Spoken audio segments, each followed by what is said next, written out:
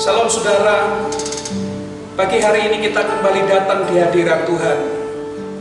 Mari kita mempersiapkan hati kita untuk kita bisa menyembah, menikmati hadirat Tuhan dan mendengarkan kebenaran firman-Nya. Mari saya undang kita untuk berdoa sebelum kita memulai ibadah pada pagi hari ini. Bapa, Engkau mulia, Engkau yang kami tinggikan dan kami hormati. Engkaulah yang memegang kendali kehidupan kami dan alam semesta. Yang pagi hari ini kami datang di hadirat-Mu. Kami mempersembahkan kehidupan kami, Tuhan, sebagai persembahan yang hidup, yang kudus, dan yang berkenan kepadamu, sebagai ibadah yang sejati. Kami mau datang menyembah Engkau dalam roh dan kebenaran, dan kiranya Engkau mengurapi setiap kami, sehingga pada saat kami bertemu denganmu, kami berjumpa denganmu, kami menikmati lawatan dalam hidup kami, dan kami mengalami pembaharuan dalam hidup kami. Kami memulai ibadah ini dari awal sampai akhirnya hanya dalam tangan kasih karunia-Mu. Kiranya Allah Roh Kudus mengurapi kami dan menjamah kami dimanapun kami berada hari ini. Lawatan Tuhan Yesus Kristus membawa kami untuk kami menikmati kuasa ilahi-Nya. Dalam nama Tuhan Yesus Kristus kami siap untuk datang menyembah-Mu. Amin. Terima kasih Tuhan, Kau setia. Haleluya. Bapa, Kau setia. Bapa, Kau mulia. Tenanglah jiwaku, aman bersamamu.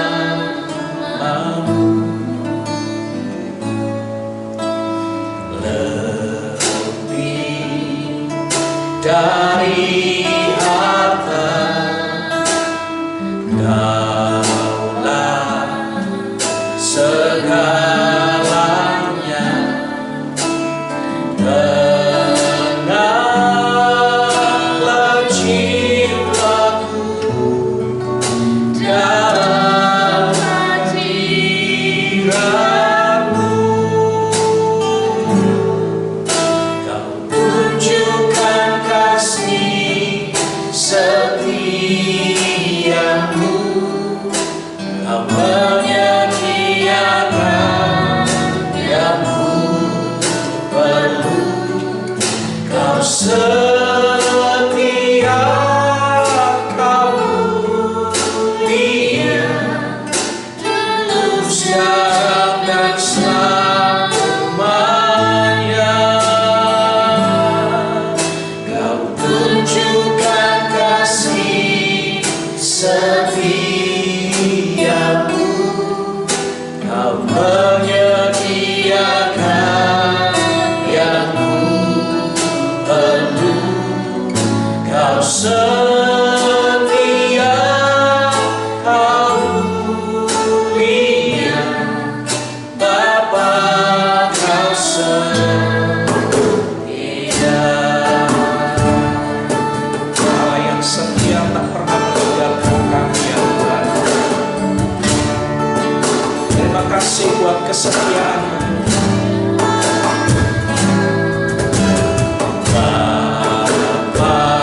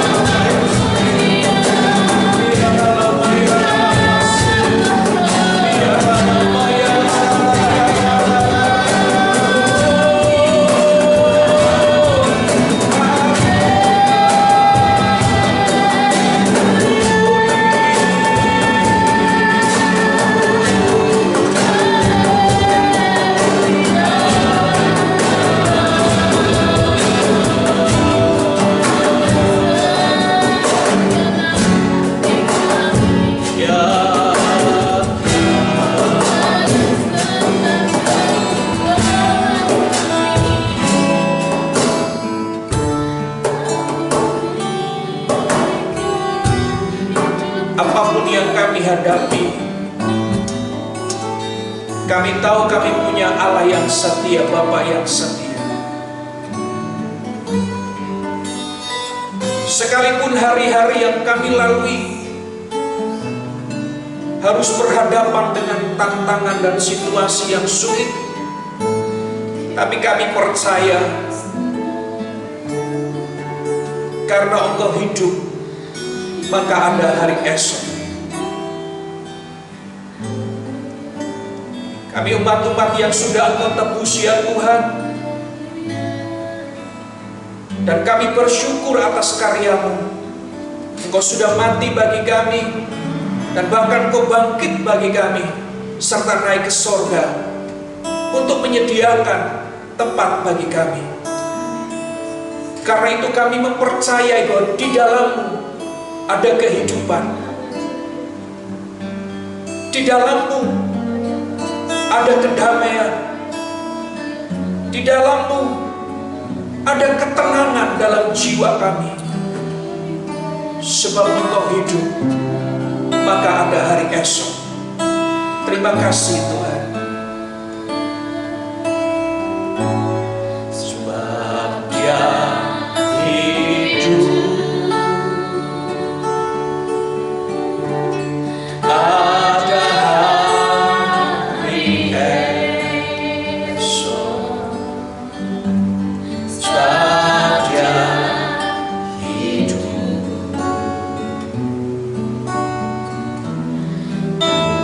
tak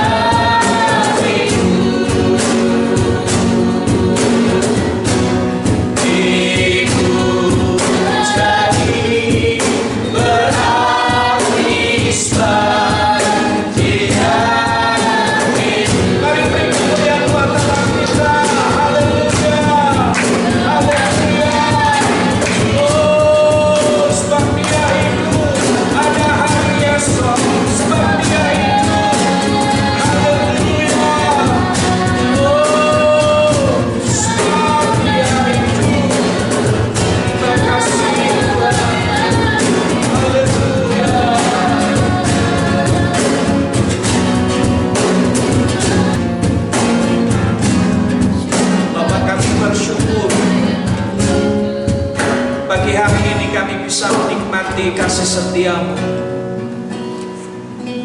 Sebentar lagi kami akan mendengarkan firman Tuhan. Kiranya firman itu terus menguatkan hidup kepercayaan kami. Firman Tuhan itu mengokohkan pengharapan kami, keyakinan kami bahwa hanya ada kemenangan di dalam Tuhan Yesus Kristus. Ada kekuatan di dalam Tuhan Yesus Kristus. Ada jalan keluar di dalam Tuhan Yesus Kristus. Kami meyakini akan hal itu, dan kami mempersiapkan hati kami yang terbaik untuk firman yang kami dengar pagi hari ini. Kiranya Tuhan melawat setiap kami, menjamah setiap kami, sehingga Tuhan Yesus, kuasa firman Tuhan itu menghidupkan kerohanian kami, dan kami tetap kuat di dalam Tuhan, mengurapi hamba-Mu yang menyampaikan kebenaran firman Tuhan, dan mengurapi setiap umat-umat-Mu yang mendengarkannya. Biarlah kami bukan hanya sebagai pendengar, tapi kami juga pelaku-pelaku kebenaran firman Tuhan. Mari setiap kita yang siap untuk mendengarkan firman Tuhan dan menjadi pelaku-pelaku kebenaran, bersama-sama dengan saya kita berkata, amin. Salam saudara, berita firman Tuhan pada kesempatan hari ini saya ambil dalam kitab Filipi pasal yang pertama ayat 12 sampai dengan ayat yang ke-18. Kesaksian Paulus dalam penjara. Aku menghendaki saudara-saudara supaya kamu tahu bahwa apa yang terjadi atasku ini justru telah menyebabkan kemajuan Injil, sehingga telah jelas bagi seluruh istana dan semua orang lain bahwa aku dipenjara karena Kristus. Dan kebanyakan saudara dalam Tuhan telah beroleh kepercayaan karena pemenjaraanku untuk bertambah berani berkata-kata tentang firman Allah dengan tidak takut. Ada orang yang memberitakan Kristus karena dengki dan perselisihan, tetapi ada pula yang memberitakannya dengan maksud baik. Mereka ini memberitakan Kristus karena kasih, sebab mereka tahu bahwa aku ada di sini untuk membela Injil. Tetapi yang lain karena kepentingan sendiri dan dengan maksud yang tidak ikhlas. Sangkanya dengan demikian mereka memperberat bebanku dalam penjara. Tetapi tidak mengapa, sebab bagaimanapun juga Kristus diberitakan, baik dengan maksud palsu maupun dengan jujur. Tentang hal itu aku bersukacita, dan aku akan tetap bersukacita. Ketika Paulus menulis surat ini, kondisi Paulus ada dalam penjara. Kalau kita berbicara tentang penjara, tentunya itu adalah sesuatu hal yang tidak nyaman. Semuanya serba dibatasi. Semuanya serba diatur. Tetapi dalam keadaan yang tidak menyenangkan, dalam keadaan yang serba dibatasi, tidak membuat Rasul Paulus untuk kehilangan harapan dan berputus asa. Justru di tengah keterbatasan, kita bisa melihat bahwa Injil semakin diberitakan. Dan Paulus menyaksikan bahwa di tengah-tengah keterbatasannya itu, kuasa Allah tidak berhenti. Di tengah-tengah keterbatasannya itu, kuasa Allah terus dikerjakan dan Injil terus disampaikan sampai ke istana. Ini adalah sesuatu perkara yang hebat, perkara yang di luar pemikiran manusia yang boleh terjadi dalam kehidupan Rasul Paulus. Banyak orang ketika mereka dipenjara, semuanya dibatasi, mereka tidak bisa berkarya. Tetapi tidak pada diri Rasul Paulus. Dia terus berkarya untuk Tuhan. Tubuhnya secara fisik, badannya boleh dibatasi, tapi rohnya terus menyala-nyala. Tapi rohnya terus berkobar-kobar untuk menyampaikan Injil, kabar baik ini kepada setiap orang. Dan bahkan saudara, Paulus memaknai pemenjaraannya karena Kristus. itu adalah sesuatu hal yang mulia. Dia tidak protes kepada Tuhan, tetapi dia malah bersuka cita, malah menguatkan saudara-saudara yang lain, supaya dalam keadaan apapun Injil harus terus disampaikan. Dan bahkan Paulus memberikan sebuah kesaksian yang luar biasa. Dengan keadaannya di penjara itu, justru saudara-saudara yang lain, mereka semakin berani memberitakan Injil. Mereka semakin bersemangat, tidak takut dan tidak gentar untuk memberitakan Injil.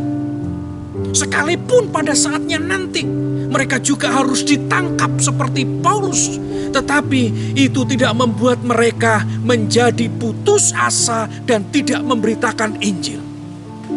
Saudaraku yang dikasihi oleh Tuhan, peristiwa apapun yang dialami oleh orang-orang percaya pada zaman itu tidak membuat mereka menyerah dengan keadaan. Kesulitan apapun yang dialami orang-orang percaya pada zaman itu tidak membuat mereka menjadi mundur. Mereka tetap maju dan bersemangat sekalipun segala keterbatasan demi keterbatasan mereka alami. Tapi roh mereka tidak pernah terbatas untuk Tuhan. Tuhan mengaruniakan kekuatan kepada mereka. Roh Kudus mengaruniakan keberanian kepada mereka, dan Roh Kudus mengaruniakan kuasa untuk mereka mengalami dan menundukkan segala keterbatasan yang ada.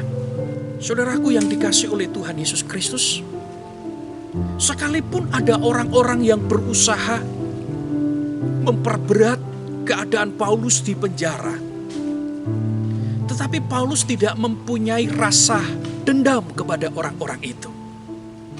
Malah dia memiliki kebesaran hati, memiliki kebesaran jiwa terhadap orang-orang yang berusaha memperberat dia di dalam penjara. Ia bisa menerima mereka dengan kasih. Ini adalah sebuah pembelajaran bagi kita. Di tengah keterpurukan, di tengah tantangan yang hebat sekalipun, kasih Paulus kepada orang lain yang melakukan tindakan tidak baik kepadanya, itu terus tercermin dalam hidupnya. Inilah orang-orang yang mengalami Kristus secara benar, saudara. Inilah orang-orang yang sudah mengalami perjumpaan dengan Tuhan secara benar. Ia tidak memandang situasi dan keadaan itu sebagai alat untuk mempersalahkan diri, mempersalahkan keadaan tersebut, tidak.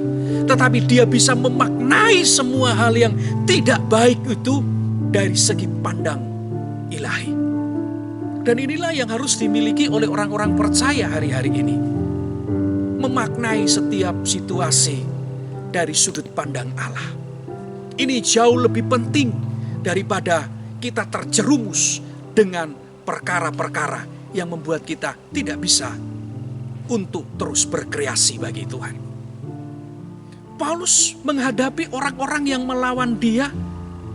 Dia punya kebesaran jiwa. Dan bahkan dia memberikan kesaksian begini. Aku bersuka cita dengan semuanya itu. Yang penting Injil terus diberitakan. Memang saudara, ada orang-orang yang memberitakan Injil itu dengan maksud baik.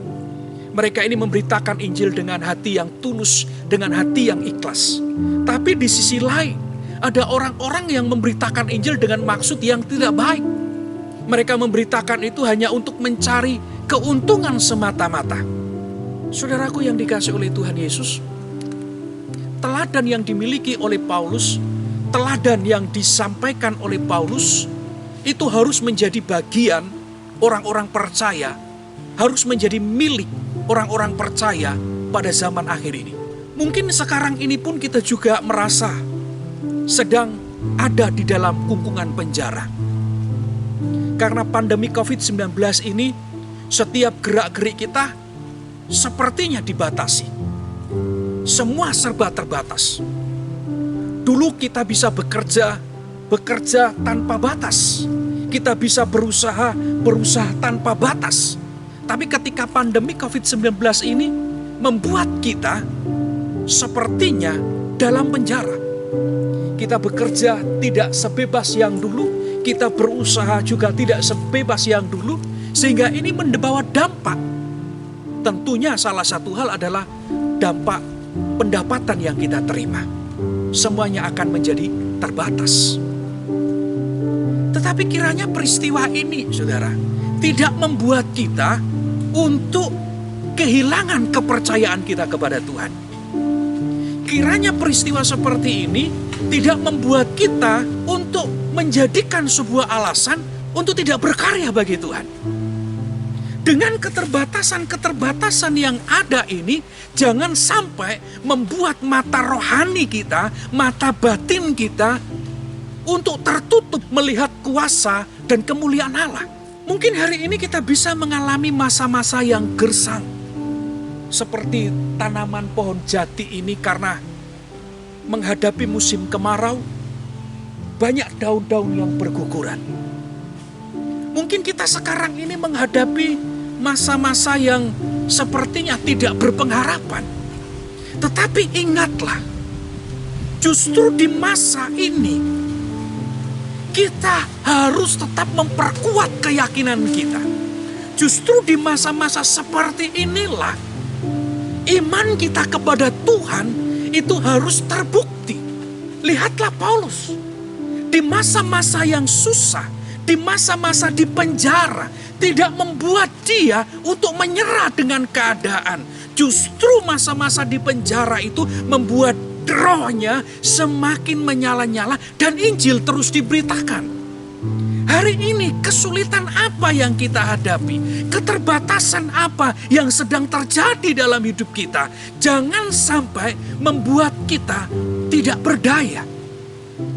Jangan sampai masa-masa yang terbatas itu kita tidak bisa melihat kuasa Tuhan dinyatakan. Jangan sampai masa seperti ini membelenggu iman, keyakinan, dan kepercayaan kita. Kemudian kita tidak mau berbuat apa-apa dan menyerah dengan keadaan. Justru, saudara, di masa-masa seperti inilah kita harus menampilkan iman kita yang sesungguhnya. Justru di saat-saat sulit seperti inilah Tuhan sedang berkarya dalam hidup kita, menyatakan kasih-Nya kepada kita untuk kita bisa meresponi Tuhan dengan benar, dan kita akan melihat bagaimana Tuhan akan menolong kehidupan kita. Jangan menyerah, saudara, dengan keadaan yang kita hadapi hari-hari ini. Baik masalah keluarga, masalah keuangan, masalah anak-anak, masalah bagaimana ke depan mereka akan hidup. Percayalah, Tuhan yang kita sembah adalah Tuhan yang sudah bangkit dari antara orang mati. Dan dengan kuasa kebangkitannya lah kita hidup di dunia ini dan akan bisa melewati masa-masa ini bersama-sama dengan Tuhan. Hari ini mari kita yakinkan diri kita. Mari kita bangun persekutuan kita dengan Tuhan. Mari kita bangun kepercayaan kita kepada Tuhan. Sepertinya aku mustahil, Pak. Sepertinya tidak ada jalan keluar. Benar, saudara. Apa yang kau katakan itu benar. Tapi lihatlah Tuhanmu. Dia lebih besar daripada apa yang kita hadapi hari-hari ini. Lihatlah Tuhanmu. Dia yang sudah mengutus engkau ke bumi ini, Dia memberikan otoritas dan kuasa kepadamu untuk menaklukkan bumi ini. Saudara, ketika Adam dan Hawa diciptakan Tuhan di Taman Eden, Tuhan berkata kepada mereka, berkuasalah atas ikan-ikan di laut, atas binatang yang ada di darat, dan atas burung-burung yang ada di udara. Tuhan karuniakan otoritas kuasa kepada Adam dan Hawa untuk mengelola Taman Eden itu. Nah, jika kita hidup hari ini di tengah-tengah dunia, Tuhan kasih kita kuasa, otoritas untuk menaklukkan dunia ini bukan dengan kekuatan kita tentunya, tapi dengan kekuatan Allah yang bersama-sama dengan kita. Saudara, secara mata jasmani kita akan lemah dengan keadaan. Tetapi lihatlah dengan mata rohmu. Mata rohani kita yang sudah dicelikkan oleh pengenalan akan Tuhan membuat kita akan tetap bersuka cita dan bersemangat di dalam Tuhan. Itulah kondisi yang dihadapi Paulus. Ada orang-orang yang tidak senang dengan dia dan berusaha untuk memperberat hukumannya. Ada penjara yang membatasi dia, tetapi dia tetap bersuka cita karena Injil terus diberitakan dengan sebuah peristiwa itu. Hari ini saudara, mungkin kita tidak tahu apa maksud Tuhan, apa rencana Tuhan di balik semuanya ini. Kita tidak paham nih, karena memang kita manusia penuh keterbatasan. Kita tidak mengerti apa yang akan Tuhan lakukan di hari-hari ini. Tetapi saya percaya, semua yang Tuhan kerjakan, semua yang terjadi dalam dunia ini atas izin dan kendali Tuhan. Tidak ada sesuatu pun yang terjadi tanpa sepengetahuan Tuhan. Ketika kita mempercayai ini, saudara, mari kita meyakini bahwa Tuhan kita adalah Allah yang tidak akan membiarkan kita untuk bergumul seorang diri. Tuhan mengaruniakan Roh Kudus kepada kita, dan Roh Kudus itu yang akan mendampingi kita. Roh Kudus itu yang akan menghiburkan kita. Roh Kudus itu yang akan menguatkan kita.